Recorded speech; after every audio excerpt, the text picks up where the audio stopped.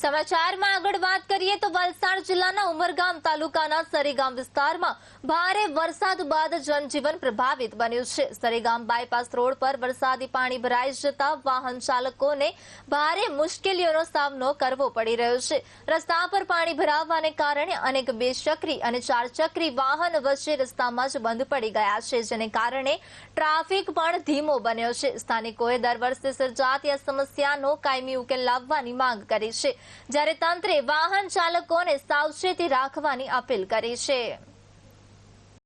નમસ્કાર, આજે આપણે સરીગામ બાયપાસ જે અવરજવર માટે જે જેડીસીના કામ માટે ઉપયોગનો રસ્તો છે તે ગઈ રાતથી ઘણી વરસાદના કારણે જે રોડના વચ્ચે જે બેરીકેડ લગાવવામાં આવે છે, જે પાર્ટીશન હોય છે, એ વધુ વરસાદના કારણે પાણીનો ફ્લો વધુ થઈ ગયો હતો। એ માટે આ રોડનું જે પાર્ટીશન છે એ બી તૂટી ગયું છે।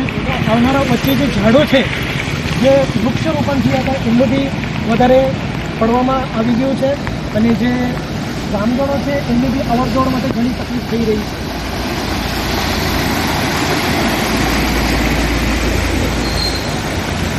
નમસ્કાર, આજે આપણે સરીગામ બાયપાસ મધુરા કંપની પાસે રાતના ભારે વરસાદના કારણે આ દૃશ્ય તમે જોઈ રહ્યા છો।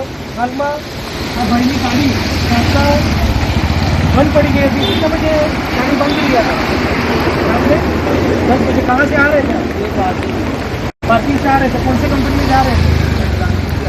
जेपीएफ में जा रहे थे। तो कैसे बंद कैसे गिर गई गाड़ी? गाड़ी पूरा ऊपर वहाँ से पानी भरा था। पानी जब भरा हुआ है तो आगे आया कि गाड़ी ऑटोमेटिक बंद हो गया, भरा गाड़ी। तो आपने किसी को संपर्क किया कि मेरी गाड़ी बंद गिर गई है? किससे जा रहा अभी सुबह से किसी को संपर्क किया है? तो आया था, सो गया था। ठीक है। तो बारिश की वजह से आपका पूरा गाड़ी बंद કરી ગઈ। જોઈ શકો છો તમે કે આ ભાઈની ગાડી બંધ પડી ગઈ હતી। હાલમાં આપણે દૃશ્યો જોઈ છે કે જે બાયપાસ રોડ છે